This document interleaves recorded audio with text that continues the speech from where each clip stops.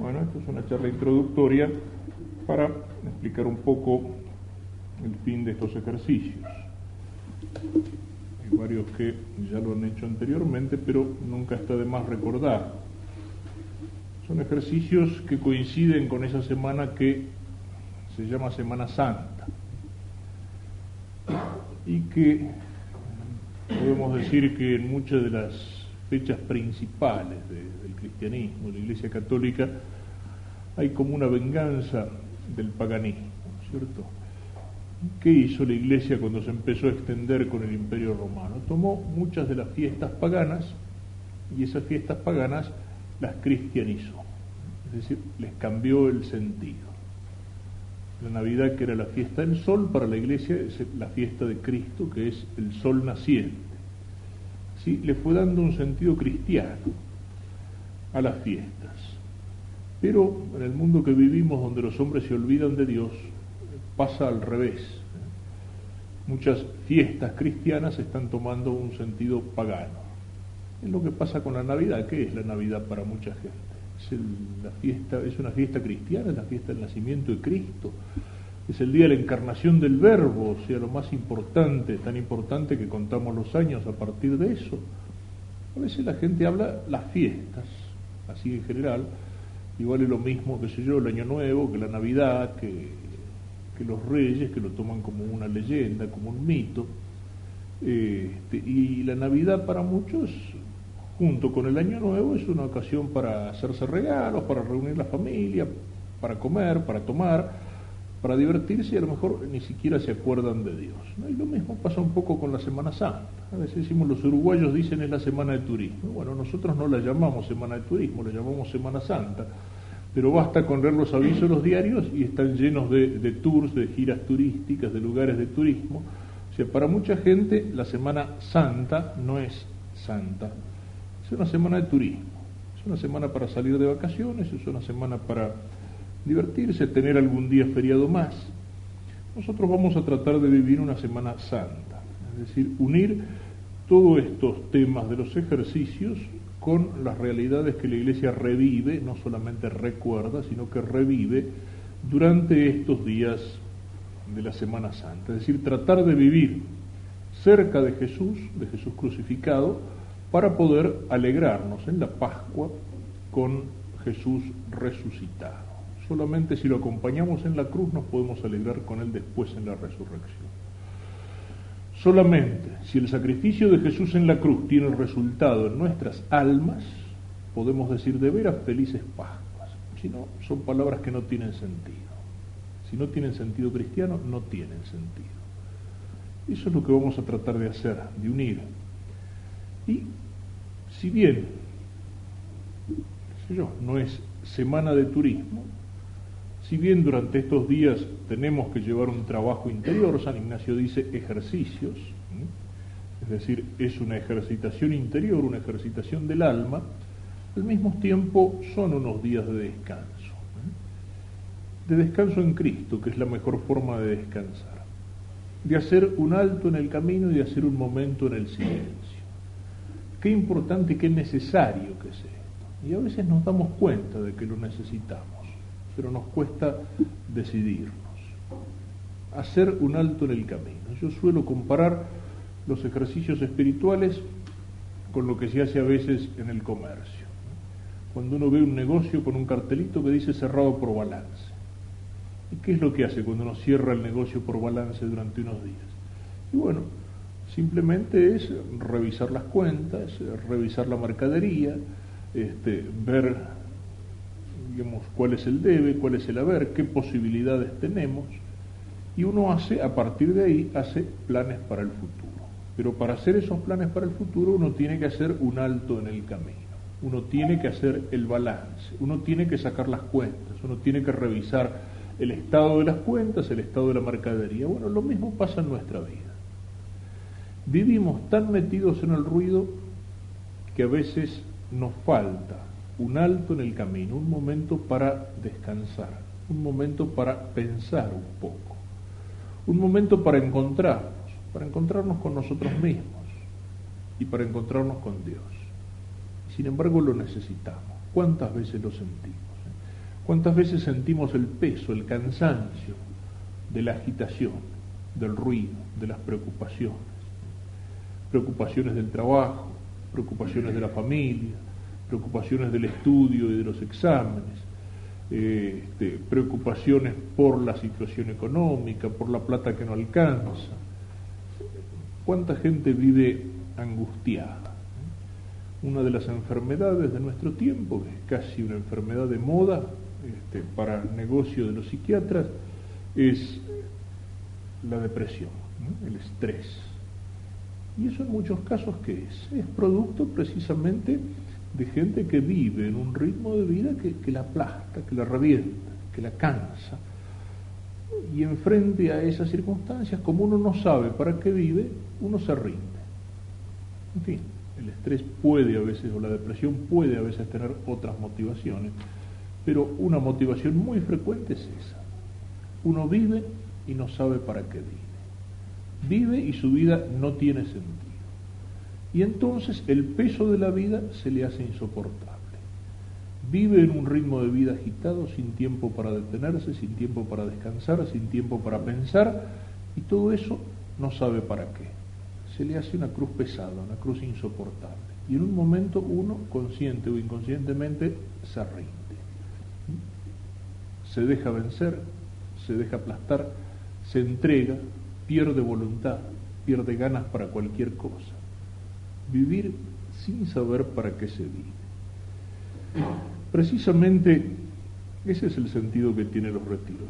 Hacer un alto en medio del camino, hacer un alto en el ruido, en las preocupaciones económicas, familiares, de trabajo, en las preocupaciones interiores, espirituales, y tomarse un momento para pensar, para meditar, para rezar, seriamente y con generosidad, pero al mismo tiempo suavemente, es decir, no queriendo forzar la máquina,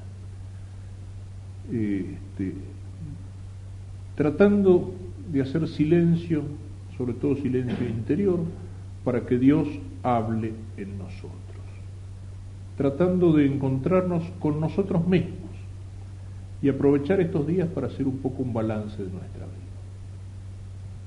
¿Cuántas veces quisiéramos hacerlo y decimos no tengo tiempo? No tengo tiempo para rezar, no tengo tiempo para pensar, no tengo un momento de silencio, no tengo un momento de descanso.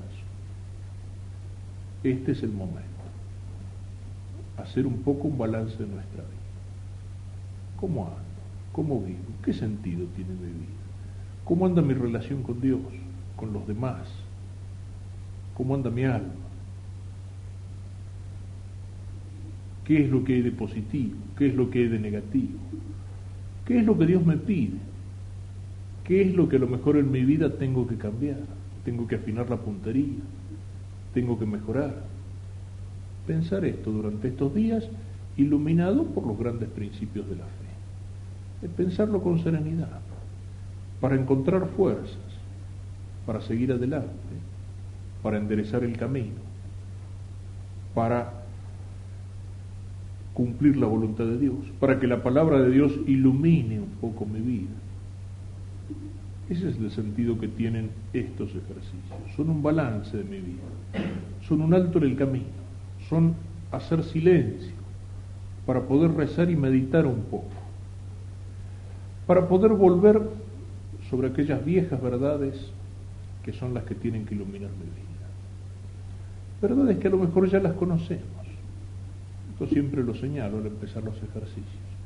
Los ejercicios no son un seminario, un cursillo, un curso donde venimos para aprender cosas nuevas. No es un curso donde venimos a estudiar para aprender cosas nuevas. Yo estudié 5 días con los curas, me decía una vez, en medio del monte entrerriano, cuando estábamos misionando, y los sábados a la noche hacíamos el apostolado en los boliches, que era donde se juntaba la gente que venía de los obrajes, que venía del campo, de las estancias. Y un día tuve una conversación con un paisano que tenía varias copas de más, y empezamos medio discutiendo, pero después no, se le salió Yo estudié 5 días con los curas, ya, lo que habrás durado en el colegio. No, había hecho, me dice, en la estancia de la señorita Fonseca, era donde se hacían ejercicios espirituales. Bueno, los ejercicios espirituales no son un estudio, no son un curso para aprender cosas nuevas, sino precisamente en ese alto en el camino, en esa tranquilidad, en ese silencio, en ese apartamiento del mundo, volver a pensar una serie de verdades que a lo mejor ya las conocemos, pero en las cuales nos detenemos muy poco para pensarlas. Las conocemos a lo mejor desde chicos, las aprendimos en el catecismo, o son verdades que son elementales en la vida del cristiano, y sin embargo a veces las pensamos muy poco, y porque las pensamos muy poco se van gastando, se van diluyendo, van perdiendo fuerza para iluminar nuestra vida. Y entonces necesitamos volver sobre esas verdades, sacarles el polvo que se les ha ido juntando en el camino del tiempo, en el camino de la vida, sacarles lustre de vuelta. Yo esto siempre lo comparo como, qué sé yo, si uno tuviera en la casa un adorno puesto ahí en una mesa, en una repisa, y ese adorno hace mucho que está ahí, y con el tiempo se le ha ido juntando polvo, se le ha ido juntando suciedad. Y por ahí uno lo agarra, lo limpia, lo lustra, y lo vuelve a poner donde estaba. Y cuando uno entra lo ve y dice, pero que había sido lindo, parece nuevo. Ya me había acostumbrado a verlo, no me llamaba la atención. Era lindo, pero yo no me fijaba. Y se había ido cubriendo de polvo, de suciedad. La pátina del tiempo, dice Mapino, si se trata de un adorno fino, pero había perdido atracción. Cuando lo miro lustrado, limpiado, digo, qué lindo, parece nuevo. Y eso, ¿de qué modo, de qué manera vale para muchas de esas verdades fundamentales de nuestra vida? ¿De qué manera vale? ¿De qué manera tiene importancia eso? Las verdades del catecismo. Las oraciones que a lo mejor rezamos todos los días. ¿Pensamos lo que estamos diciendo? Cuando uno dice, lo que decía recién, la Navidad, decimos, el niño Jesús, el niño Dios, sí, tenemos fe, creemos que el Hijo de María es el Hijo de Dios. Es algo que lo venimos escuchando desde niños, que lo aprendimos en nuestras casas. Lo aprendimos en el catecismo y nos parece la cosa más natural del mundo que Dios se haya hecho hombre. Y no es lo más natural del mundo. Si pensamos que ese niño que está en el pesebre no es un niño cualquiera, sino que es el Verbo de Dios que se ha encarnado. Qué cosa tremenda, qué cosa grande, qué cosa que parece una locura, que parece un disparate. Y es la locura del amor infinito de Dios que tanto me amó que se hizo hombre por mí. Si pensamos en las verdades de esta Semana Santa, si miramos a Jesús crucificado, nos hemos acostumbrado a verlo en el crucifijo y me parece lo más normal que Cristo haya muerto por mí. Sí, Jesús murió por mí, lo sé, pero me paro un momentito a pensar lo que significa Jesús murió por mí. Qué cosa tremenda que es. Sacarle lustre a esas verdades. Yo lo digo a veces también señalando esas oraciones que rezamos. Esas oraciones que rezamos como el Padre Nuestro. Y las rezamos a veces o las repetimos como los loros sin pensar lo que estamos diciendo. Y a veces decimos cosas tremendas. Perdónanos nuestras deudas así como nosotros perdonamos a nuestros deudores. ¿Qué le estoy diciendo a Dios? Perdóname lo mismo que perdono yo. ¿Lo puedo decir con la conciencia tranquila? ¿Soy capaz de perdonar? ¿Le puedo decir a Dios así con la conciencia tranquila, vos perdoname lo mismo que yo perdono? Si a lo mejor después mi vida está llena de rencores, de enojos, si soy incapaz de perdonar una ofensa, un mal paso, entonces ¿con qué cara le voy a decir a Dios, perdoname lo mismo que yo perdono? ¿Con qué cara le voy a decir a Dios cuando rezo el acto de contrición, el pésame, por ejemplo? Una oración tan frecuente, tan común. Cada vez que nos confesamos rezamos el pésame. ¿Y qué le digo a Dios? Antes querría haber muerto que haberte ofendido. Y el Señor me podría mirar y me dice, ¿en serio? ¿De veras me lo estás diciendo? Y después, cuando le digo al Señor, después de eso le digo, y propongo firmemente nunca más pecar. Y vengo 15 días después, un mes después, o 3 meses después, ¿para qué? Para pedirle perdón exactamente por las mismas cosas. Cuando San Pedro le dice al Señor, como queriendo mostrar que él era muy generoso, Señor, ¿cuántas veces tengo que perdonar? Hasta 7 veces. Y le parecía que era mucho. Si yo miro mi vida, yo soy capaz de perdonar 7 veces. A un amigo que me hizo una macana en serio, una fallada, una falluteada de esas que duele, y que me dio bronca, verdaderamente, me dolió, me hirió, yo no lo esperaba de un amigo, y viene el amigo y me dice, mira, disculpame, qué sé yo, estuve mal, te prometo que no lo voy a hacer nunca más. Bueno, lo perdono, y viene 15 días después y me hace lo mismo, y viene de vuelta y me dice, mira, bueno, ya la segunda vez le diría, bueno, mira, te perdono, pero, y si viniera por tercera vez, o sea, llegaríamos hasta 7 veces, llegaríamos, y sin embargo nosotros vamos y le decimos al Señor 70 veces 7, y propongo firmemente nunca más pecar. Y también el Señor desde la cruz o desde el sagrario me podría decir, no me vengas con cuentos, ya te conozco, ya sé que vas a volver en la próxima confesión y me vas a contar exactamente lo mismo que me dijiste ahora. Y sin embargo, esas palabras tan tremendas, antes querría haber muerto que haberte ofendido.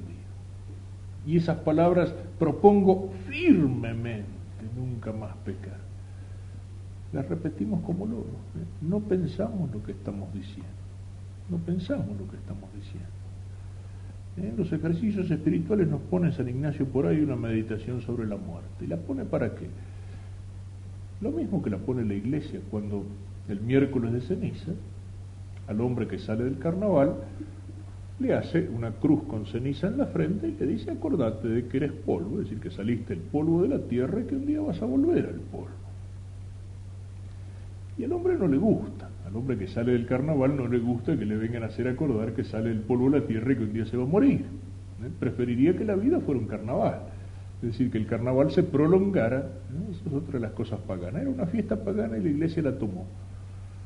Una fiesta que duraba hasta el martes anterior al miércoles de ceniza, como la despedida de la carne. Bueno, vamos a empezar la penitencia de 40 días en la cuaresma, bueno, nos divertimos un poco, pero después empezaba la penitencia en serio, se arrepentían en serio. Ahora el carnaval y la farra del carnaval y los bailes de carnaval siguen adentro de la cuaresma. Pero bueno, al que toma en serio eso, le hacen la cruz con ceniza en la frente y dice, acuérdate que eres polvo. ¿Y la Iglesia para qué lo hace? ¿Para amargarlo al tipo que viene de bailar y de divertirse en el carnaval? No, lo hace para hacernos pensar, en serio, para hacernos pensar en esa realidad, que es la muerte. Todos sabemos que un día nos tenemos que morir. La Iglesia no nos recuerda eso para amargarnos la vida. La Iglesia no nos recuerda eso, y el ser católico no consiste en estar pensando todos los días en la muerte. Pero de vez en cuando sería interesante que lo pensáramos un poquitito, ¿cierto? Y que lo pensáramos un poquitito en serio. Bueno, yo no estoy acá en el mundo para siempre. Un día esta vida se termina. ¿Y qué sentido tiene la vida y qué sentido tiene la muerte? Y la muerte no es un punto final. La muerte del hombre no es como la del animal que vuelve a la tierra y se acabó, se terminó. Hay un alma que no muere. Y no solamente hay un alma que no muere, sino que al final de esta vida Dios me va a preguntar cómo yo he aprovechado los talentos que Él me dio. Es decir, al final de la vida hay un juicio. Y esa muerte puede venir en cualquier momento. Y me puede encontrar con el alma preparada, en paz con Dios y en paz con el prójimo. O me puede encontrar en pecado mortal. Es decir, me puede encontrar no preparado. Y eso es algo tremendo. Todos sabemos que no tenemos que morir, pero lo pensamos. ¿Lo pensamos alguna vez? También, siempre que hablo de esto me acuerdo de la conversación entre los 3 amigos, ¿no es cierto? Estaban hablando del tema y por ahí lo dice, viste, no somos nada.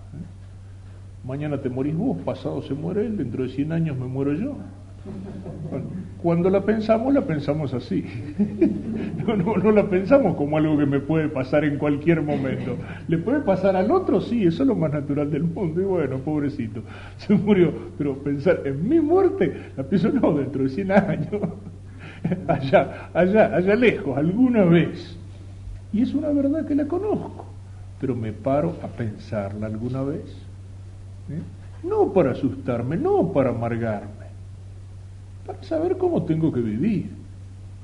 Si vivo como cristiano, si tengo las cuentas claras, si estoy en paz con Dios, a la muerte no le tengo que tener miedo. A la muerte tengo que ser capaz de mirarla de frente. ¿Por qué? Porque tengo la conciencia en paz. Porque en cualquier momento que el Señor me llame, puedo decirle, bueno, Señor, acá estoy, tengo la conciencia tranquila, confiando en tu misericordia, porque no soy un santo, pero bueno, he tratado de hacer las cosas bien, acá estoy. Pero no lo pensamos. ¿Y cuántas son las verdades así que tienen importancia para nuestra vida? El pecado, la gracia, el amor de Dios, de ese Dios que se hace hombre por mí, de ese Dios que muere en la cruz por mí, la muerte, el juicio, el amor del prójimo. ¿Cuántas son las verdades que sí, las conozco de memoria, pero qué poquitito que me paro a pensarlas? Y sin embargo mi vida adquiere sentido cuando está iluminada por esas verdades fundamentales. Mi vida adquiere sentido, tiene sentido cuando está iluminada por la luz del Evangelio. Si no, mi vida no tiene sentido. Mi vida es un camino que viene de Dios y que vuelve a Dios. Dios está al principio y Dios está al final. Y Dios es el que le da sentido a mi vida. Pero si yo eso no lo pienso, vivo porque el aire es gratis. Vivo como un animalito que trata de pasarla bien. Vivo como un animalito que sí, un día la vida se termina, pero como no piensa eso. Ese es el sentido que tienen estos ejercicios. Es un descanso del alma. Es hacer un alto en el camino. Un momento de silencio para poder rezar y pensar un poco. Hacer un balance de mi vida.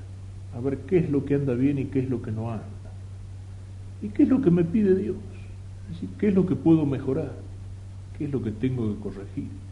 ¿Qué es lo que puedo enderezar? Pero para hacer el balance de mi vida es necesario, precisamente, volver a sacarle el lustre a algunas verdades fundamentales, que ya las sé, que ya las conozco, pero que a veces me paro muy poquitito para pensarlas. Volver a sacarle el lustre a esas verdades para que entonces puedan brillar y puedan iluminarme el camino. Yo diría, esas verdades fundamentales de nuestra fe son como una señal caminera, como una señal de ruta. Y una señal caminera, una señal de ruta no sirve para nada si está cubierta por el barro. ¿Qué dice ese cartel? No sé, no se puede leer. Tengo que sacar el barro para leerlo. Me está indicando que el camino es para allí. Que el camino tiene esa dirección. Ese es el sentido que tienen estos ejercicios. Pero precisamente, para poder hacer el balance de mi vida, para poder encontrarme de nuevo conmigo mismo, para poder ver el más y el menos en mi vida, para poder encontrarme con Dios y ver si el Señor me está pidiendo algo, si el Señor me está pidiendo que tome un poco más en serio mi condición de cristiano, de hijo de Dios, para eso es necesario el silencio. El silencio que tiene que ser silencio exterior, sí, tratemos de guardarlo, pero no basta. Tratemos de guardar el silencio exterior, comprometámonos en estos días al silencio. Estamos tan poco acostumbrados al silencio. El hombre moderno vive cada vez más metido en el ruido, necesita el ruido, sin el ruido no sabe qué hacer, sin el ruido se aburre y a veces se asusta cuando no tiene ruido. Se asusta a veces cuando no tiene ruido. Una cosa es el ruido al cual nos referíamos antes, el ruido de la vida agitada de cada día, del ritmo de vida de cada día, el ruido del trabajo, el ruido de las preocupaciones, el ruido de las ambiciones, el ruido de la situación económica, el ruido de los problemas que nos preocupan, que nos angustian.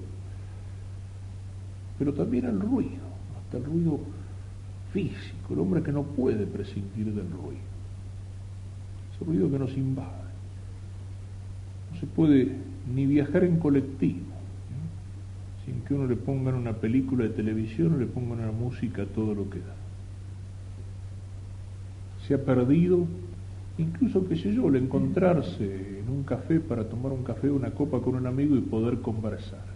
Cada vez más en un café o en un restaurante tiene que haber o el aparato de televisión, todos mirando el cielo, o la música también metida a todo lo que da. Y si falta eso, el hombre moderno, no digo todo, pero la mayoría, si falta eso, se angustia, le parece que le falta algo, se aburra, no sabe qué hacer sin el ruido. Para mí, la imagen que más lo pinta, el tipo que vive en la ciudad, característico del hombre de las grandes ciudades, y que fin de semana sale al campo y llega al campo, y una vez que se instala en el campo, instala la mesita, instala la sillita y prende el aparato de radio o el televisor portátil, porque en el campo no sabe qué hacer, se ha vuelto incapaz de silencio, de contemplar un paisaje, de saber descansar de veras. Si no lleva al campo el ruido de la ciudad, en el campo se aburre, no sabe qué hacer. ¿En cuántos lugares de turismo pasa eso? Vamos al campo, vamos a las sierras. Yo lo recuerdo en una ciudad turística de Córdoba, en Carlos Paz, por ejemplo, en el centro de la ciudad, vacaciones, descanso, 10 días de vacaciones, 15 días de vacaciones, vamos a Carlos Paz. Y para mucha gente, ¿qué significa? ¿Qué significa Mar del Plata para mucha gente? No es el mar, no es la sierra, no es el aire. No, en las vacaciones necesita un lugar donde tenga alguna vista de campo o de sierra o de mar, pero donde esté metido todo el ruido de la ciudad. El ruido del cine, el ruido de la confitería, el ruido del baile, el ruido de las calles llenas. Y uno salía, ¿no?, a caminar por el centro de Carlos Paz y la gente se apretaba, se apretujaba, se empujaba, ¿no? Conseguir mesa en algún boliche había que hacer cola. Uno salía a caminar, a meterse en medio de la sierra, media hora de camino, 1 hora de camino, y unos lugares verdaderamente hermosos, una naturaleza bendecida por Dios, ¿no? Recuerdo uno que era como un lago en el cual caían 5 cascadas, difícil encontrar a alguien ahí. A lo mejor algún grupo de jóvenes, algún grupo de scouts, nada más. O sea, las vacaciones del hombre que quiere escapar del ruido, pero necesita el ruido, no sabe qué hacer sin ruido, no sabe vivir sin ruido. Nos cuesta el silencio. Y son muchos los que tienen miedo del silencio. Una de las tantas formas, hace un rato hacía referencia a esa enfermedad de moda que es la depre. Algo muy relacionado con la depre es lo que conocen los psicólogos como la neurosis dominical o neurosis del tiempo libre. O sea, la gente que no sabe qué hacer con el tiempo libre. Está deseando llegar al fin de semana para descansar, pero si el domingo no tiene durante todo el día, o no se pasa la mitad del día durmiendo y la otra mitad con la radio o el televisor prendido a todo lo que da escuchando el partido, no sabe qué hacer, se aburre. El tiempo libre es aburrimiento. Quería escapar del ruido del trabajo para descansar, pero en cuanto se encuentra con el silencio, se aburre. Neurosis dominical, neurosis de tiempo libre. Eso se lo he escuchado más de una vez a personas que trabajaban en Buenos Aires. Existe, así como hay un servicio sacerdotal de urgencia, un número de teléfono donde llamar para pedir un cura si hace falta, si hay algún enfermo grave. En Buenos Aires existe la asistencia al suicida, también un número de teléfono, donde aquel que se ve acosado por la tentación de suicidio llama por teléfono y hay una persona que lo atiende del otro lado y trata de convencerlo de que no se suicide. Lo cual no es demasiado difícil, porque el que llama por teléfono es que del todo no tiene intención de suicidarse. Pero lo que me decía gente que trabaja en eso, ¿cuándo aumentan las llamadas? ¿Cuándo es el día de más llamadas? El domingo o los días feriados. ¿Cuándo es el tiempo de más llamadas? Las fiestas, o sea, el fin de año. Sobre todo las personas que se encuentran solas. La soledad del hombre que vive metido en medio del ruido de la gran ciudad, pero que está solo y sin saber qué hacer con su soledad, y que cuando se encuentra en silencio y tiene que pensar un poco, tiene que encontrarse con él mismo, tiene que preguntarse: ¿y yo para qué vivo? Se angustia y hasta le vienen ganas de suicidarse, de poner término a esa vida que le parece inútil. Cuesta el silencio. Sin embargo, es lo que tenemos que buscar en estos días, el silencio exterior, como un ambiente que nos ayude. Aunque nos cueste un poquito, hagamos el esfuerzo. Cuando uno está en un grupo así, sobre todo si uno tiene conocidos en el grupo, apenas ha pasado algún rato de silencio en el retiro, por cualquier cosa que pasa, por algo que dijo el predicador, por algo que pasó, por algo que hizo un compañero, por algo que se dijo en una lectura, en la mesa se le suelen ocurrir siempre unas observaciones geniales, extraordinarias, y siente como una especie de angustiosa necesidad de comunicársela inmediatamente al tipo que tiene sentado al lado. Bueno, guardémosla para el final, festejamos la Pascua con todas las observaciones que se le hayan ocurrido durante este tiempo, pero sepamos hacer silencio. Pero que ese silencio no sea un silencio de aburrimiento, un silencio para no saber qué hacer. No, que sea el silencio para lo que decíamos antes, para encontrarnos con nosotros mismos, para hacer el balance de nuestra vida interior, de nuestra alma. Que sea el silencio para encontrarnos con Dios. Jesús también vivió en muchos momentos de su vida en el ruido, en la agitación. Lo hacía por amor de los hombres, sí, pero hay momentos en que no tenía apenas ni tiempo para descansar, en que la gente lo rodeaba, lo apretujaba todo el día. Los niños, en un momento los apóstoles los empiezan a echar: no dejen que vengan los niños a mí. Cuando esa mujer que enferma se acerca y toca el manto de Jesús en medio de la multitud, Jesús dice: ¿quién me ha tocado? Dice: Señor, dice, todo el mundo te está apretujando. Dice: ¿cómo decís quién me ha tocado? Incluso cuando se iba al desierto, la gente lo seguía al desierto porque quería escuchar su palabra. Sin embargo, hay momentos en que Jesús busca el silencio. Jesús, cuando va a empezar la vida pública, se va al desierto para encontrarse con el Padre, para encontrar fuerza en la oración para enfrentar lo que va a venir después. Jesús, cuando va a empezar la pasión, se va con los apóstoles que más quiere hasta el huerto de los olivos, para encontrar fuerza en la oración para afrontar lo que venía y que él sabía que era tremendo. Jesús en algún momento le dice a los apóstoles: vengan conmigo, descansemos un poquito. Bueno, eso es lo que nos dice Jesús en este momento. Vengan conmigo, descansemos un poquito. En el silencio es donde encontramos a Dios.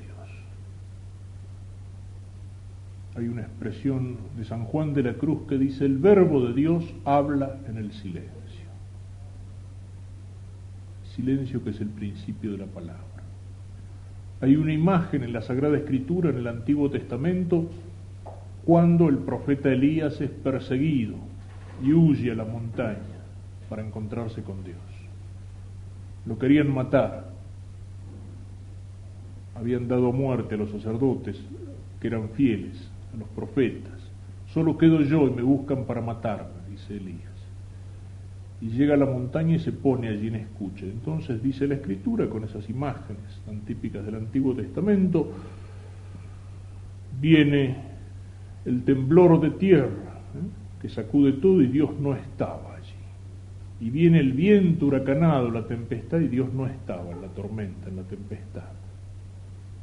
Y viene la llama de fuego que quema todo, y Dios no estaba allí. Y después dice: vino una brisa suave. Cuando viene la brisa suave, el profeta se pone con el rostro en tierra y dice: habla, Señor, que tu siervo escucha. Es decir, Dios no habla en el ruido. Dios para hablarnos no usa parlantes. Dios para hablarnos no necesita acompañar sus palabras con una batería de música rock. Dios para hablarnos no necesita gritar. Dios habla en el silencio, es decir, Dios habla suavemente, suavemente. Es una de las tentaciones de nuestro tiempo querer hacerlo hablar a Dios en el ruido, que pasa en los grupos evangélicos como las asambleas cristianas o asambleas de Dios, y en algunos grupos carismáticos o cosas por el estilo, donde creen que para que Dios hable es necesario crear en la gente un estado de exaltación, de excitación psicológica, músicas rítmicas, oraciones largas, levantar los brazos, abrazarse, gritar, saltar y qué sé yo, y al final sí, empiezan a hablar en lenguas y les parece que el Espíritu Santo les está hablando. Dios habla en el silencio. Entonces, para escucharlo a Dios tenemos que hacer silencio. Dios y las cosas que vienen de Dios, dice San Ignacio, no es, eso al contrario, es lo que viene del mal espíritu a veces, como la gota que golpea sobre una chapa. No, cuando Dios habla es como el agua que va penetrando suavemente en una esponja, sin hacer ruido, pero va impregnando la esponja. Cuando Dios habla no son palabras que uno siente en el oído, ni es un ángel que desciende del cielo. Recuerdo que una vez, cuando estaba en el seminario en Paraná, hacíamos algunos grupos de jóvenes que visitaban a veces el seminario, o jornadas vocacionales, y una vez le pedimos y en alguna de esas ocasiones le pedíamos a algunos de los seminaristas que contaran cómo había sido su vocación, cómo habían escuchado el llamado de Dios, cómo habían descubierto el llamado del sacerdocio, ¿no es cierto?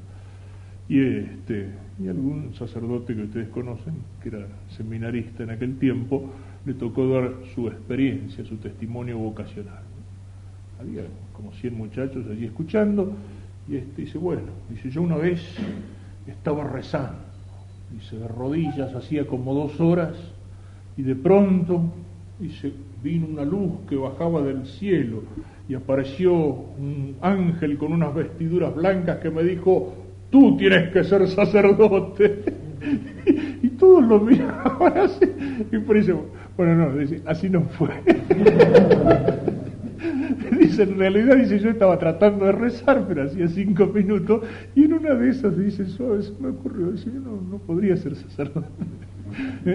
O sea, cuando decimos que Dios habla, no esperemos, es un ángel que nos llegue con un telegrama, el Espíritu Santo que nos llame por teléfono, empezar a escuchar palabras en el oído y mirar a todos lados y no ver quién es el que la pronuncia. No, Dios habla en el silencio, o sea, suavemente, lo repito, como el agua que va penetrando la esponja. Pero para eso hay que hacer silencio. Y el silencio no es sobre todo únicamente el silencio exterior, sino también el silencio interior. ¿Y qué significa el silencio interior? Bueno, dejemos un poco de lado todo el ruido. Si verdaderamente durante estos días queremos hacer un alto en el camino, un balance, un momento de descanso, no traigamos acá el ruido de afuera. Despreocupémonos de las cosas que nos pueden estar agitando o preocupando demasiado. Despreocupémonos de aquella angustia por ese problema que tengo, por aquella situación familiar, por aquel examen que me espera después, por aquel vencimiento que voy a tener que levantar cuando salga del retiro, por lo que puede pasar en el país durante estos días. Si en vez de poner bombas en los cines ponen bombas en los alfonsines,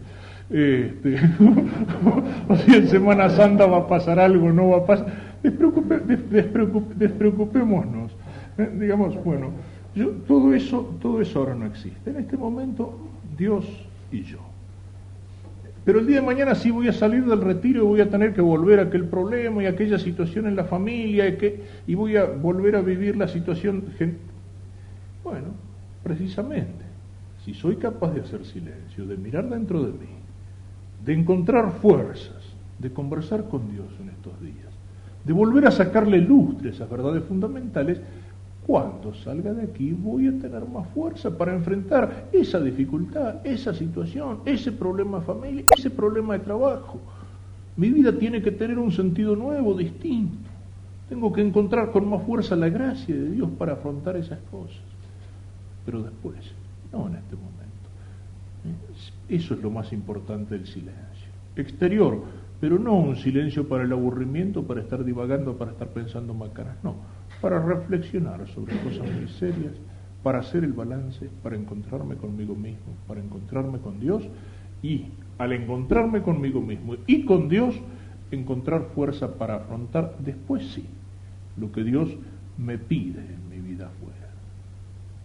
Serán las mismas dificultades, los mismos problemas, sí, pero los voy a mirar con una luz nueva y los voy a enfrentar con una fuerza renovada, si sé aprovechar estos días de gracia de Dios, porque son días de gracia de Dios. Cada uno sabrá por qué está aquí. A lo mejor está aquí porque desde hace mucho tiempo estaba diciendo tengo necesidad de hacer unos ejercicios espirituales o de volver a hacerlos. Tengo ganas, lo siento, lo necesito. A lo mejor está porque alguien lo invitó y dijo, bueno, vamos a ver de qué se trata. O a lo mejor está porque alguien no solamente lo invitó, sino que lo invitó, lo volvió a invitar y le insistió, dijo, bueno, para sacármelo encima de este tipo prefiero aguantarme 3 o 4 días haciendo ejercicio. Cada uno tiene un camino distinto para llegar aquí. Cada uno sabe cuál es el camino. Cada uno sabe cuál es el camino por el cual llegó. Pero una cosa les puedo decir. Si estamos aquí es porque Dios alguna cosita nos quiere decir. Si estamos aquí no es por casualidad. No hay casualidad en las cosas de Dios. En las cosas de Dios hay providencia. Y si Dios estamos aquí es porque Él quiso que viniera aquí. Si yo estoy aquí es porque Él quiso que yo estuviera aquí. Y alguna cosita me quiere decir, pequeña o grande, pero algo me quiere decir en estos días. Algo me quiere comunicar. No esperemos como si una iluminación, una cosa que no, pero algo me quiere decir. Algo el Señor quiere decir que sirva para mi vida. Pensémoslo, y sobre todo pensemos que, en esto sí, tiene que estar el trabajo nuestro. San Ignacio dice ejercicios. No es solamente venir a escuchar lo que dice el predicador. Lo que dice el predicador a lo mejor me puede ayudar, a lo mejor me da alguna idea, a lo mejor me da alguna orientación, pero no es suficiente. El predicador va señalando algunos temas de reflexión, de meditación, algunas verdades, pero es necesario que yo esas verdades no solo me limite a escucharlas pasivamente, sino que sea capaz de rumiarlas, de pensarlas interiormente. Si me ponen un plato de comida delante, podrá ser muy rico, o más o menos, pero si yo no lo como, no lo aprovecho. No sirve que me lo pongan delante, es necesario que yo haga el trabajo. Que yo haga el trabajo de masticar, que yo haga el trabajo de digerir, que yo haga el trabajo de asimilar. Esos son los ejercicios. No es solamente venir a escuchar una serie de conferencias, sino, sobre todo, siguiendo aquellos temas, ir meditando, ir rumiando, ir pensando. Y sobre todo, lo más importante de todo, rezándolo. Es decir, pedir la gracia de Dios. Que sea Él el que me habla. El predicador es un instrumento. Pero es Dios el que tiene que hablar a través de uno. Lo más importante es eso, es la gracia. Pedirle al Señor la gracia de ser capaz de escucharlo, de ser capaz de escuchar lo que Él me quiere decir. Y sobre todo, somos varios, faltan algunos todavía que vendrán esta noche, recemos los unos por los otros, para que todos podamos aprovechar estos días de gracia, para que esta semana sea de veras para nosotros un tiempo de descanso del alma y una Semana Santa que nos ponga más cerca de Cristo.